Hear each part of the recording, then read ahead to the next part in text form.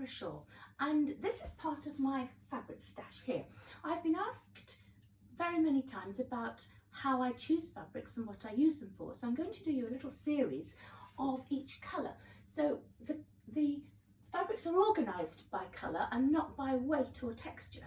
So today I'm going to show you what I've got in my red box. Red is an important colour because it can highlight things and draw your attention, but it doesn't usually be just one pure red that I use.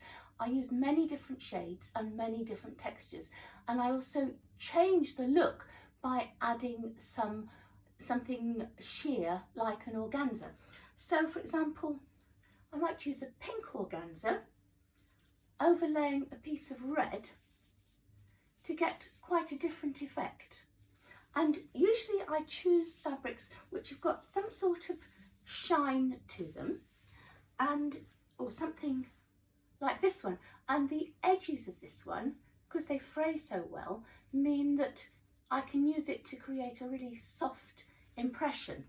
So there's all sorts of fabrics here which are really useful. Again, a pinky red this time, and also the reverse side which shines.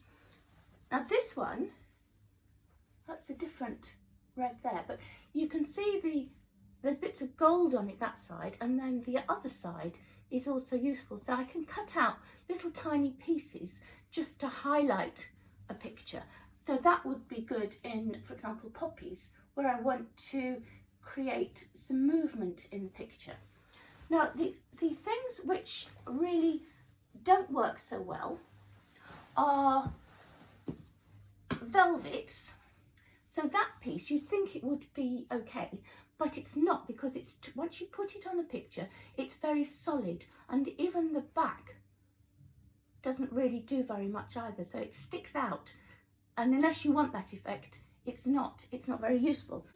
Because most fabric by its nature is very dense, that's why I choose fabrics which have got a sheen or a sparkle to introduce some light. Other fabrics might not be specifically red, but they have a bit of red in. So this one, for example, again, lovely frayed edge, but it's got green through it, so it might not be appropriate for all sorts of uses.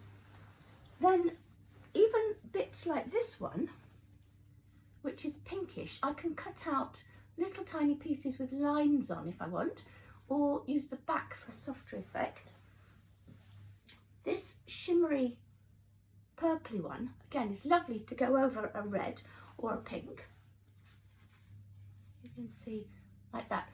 And this fabric has got little lines on it, so you can use it with the lines perpendicular so that the edges fray beautifully and can be either for shading or bushes, or anywhere you want to introduce a movement into a picture.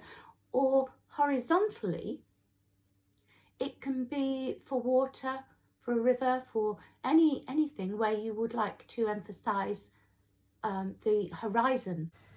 And so the reds go through to purples and oranges.